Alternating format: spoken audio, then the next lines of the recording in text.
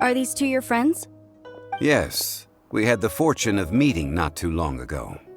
They are quite a knowledgeable and talented pair, and a pleasure to be around.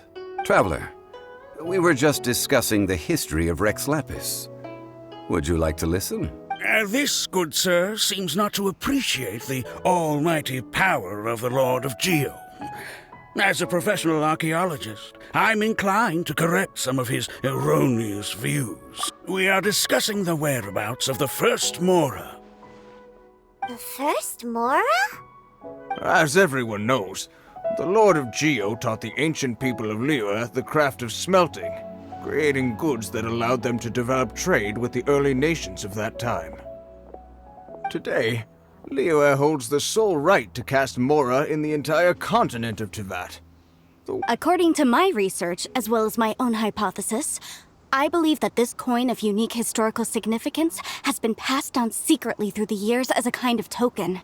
For example, perhaps the Qixing who control the Liyue use it in some kind of unknown ceremony they hold when they come to power. No. My research indicates that the first Mora coin is not such a simple thing. Mora is a catalyst. This we all know. Even today, Mora is used in the mystic arts for its curious properties of weapon enhancement. The world's first Mora would no doubt possess the strongest power. My next historical treatise will boldly expound on the newest findings from my intense decade-long research. That is, that the Lord of Geo used this original Mora as a catalyst to enhance a dagger and a sword. A dagger and a sword? Well, buy the book when it comes out to read the full story. For now, I will only reveal this. The one who finds the dagger shall become supreme in Liyue, and the one who finds the sword may be crowned Liyue's sovereign. I can't say I agree. Let us not speak of the authenticity of the dagger and sword first.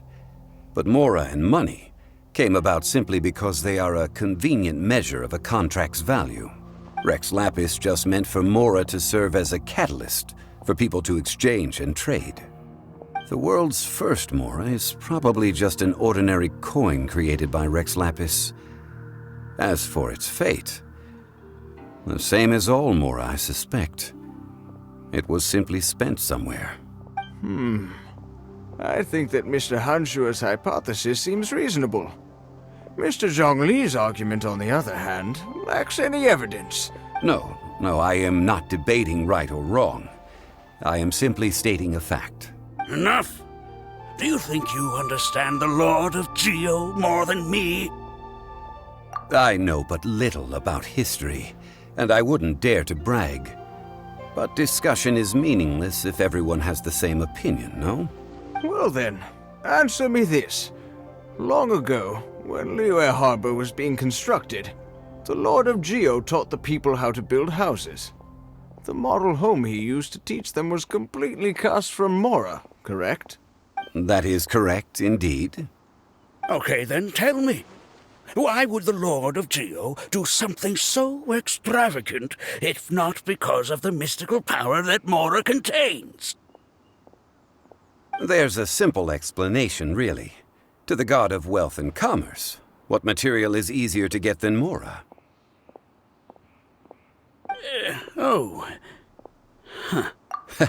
I mean, I am talking about Rex Lapis.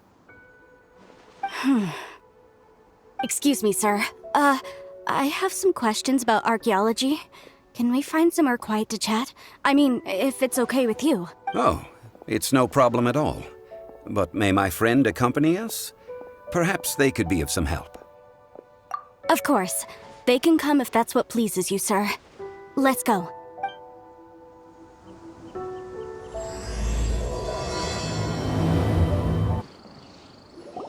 What I'm about to say is a bit disrespectful of the Lord of Geo and would draw a lot of angry looks. So it's best to discuss this somewhere quiet. Your argument just now exhibited acuteness of speech and thought. Most importantly, you don't fall for the boasting and acting of the others. You remain objective. So I have a question for you. Perhaps you will answer differently from other scholars.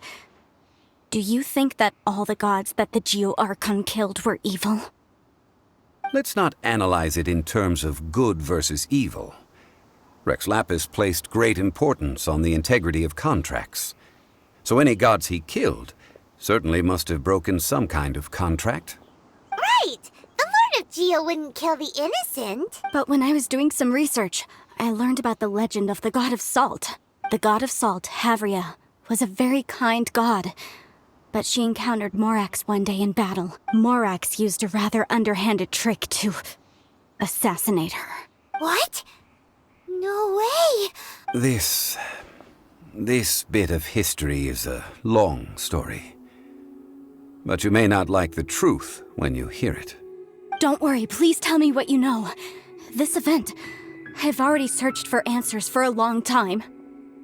No, it's just... Where should I begin? Over here, Mr. Zhongli. I've been looking for you. So you're over here all this time. Put down your weapon and stay back. Otherwise, Paimon's reporting you to the Millilith. First of all, I'm not holding a weapon. There's no need to overreact now. I'm simply an archaeological researcher from Snezhnaya. I'm not here for trouble. The Fatui say that every time. But this time, I registered with the Liyue Ministry of Civil Affairs. I could show you the official documentation if you want to see it. I will be conducting an archaeological survey here, the results of which will all be shared with the ministry.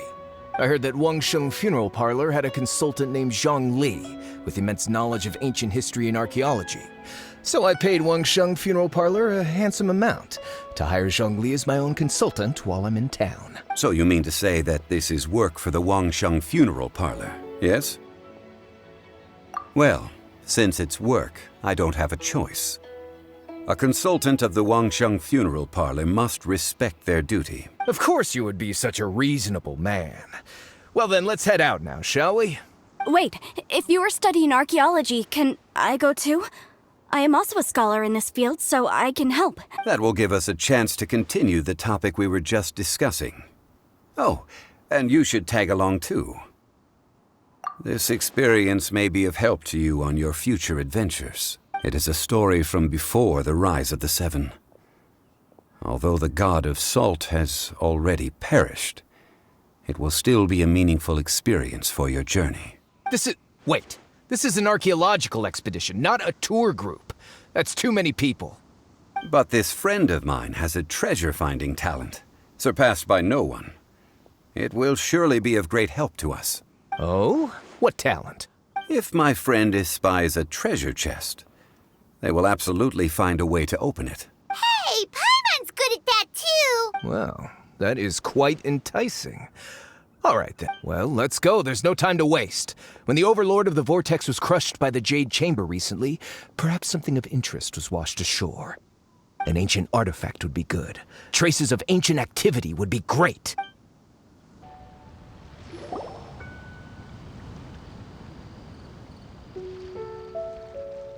This place looks so ordinary. Can we really find anything valuable here? Huh? Paimon thinks it looks really grand. I don't mean the scenery, but rather that there should be something out of the ordinary. A big battle did just occur and all, and I don't even know where to begin looking here. Guyun Stone Forest is actually the perfect place to be, if you wish to learn about the gods or the history of the Archon. Legend has it that Rex Lapis threw spears made of large rock into the sea here, piercing and crushing the Overlord of the Vortex.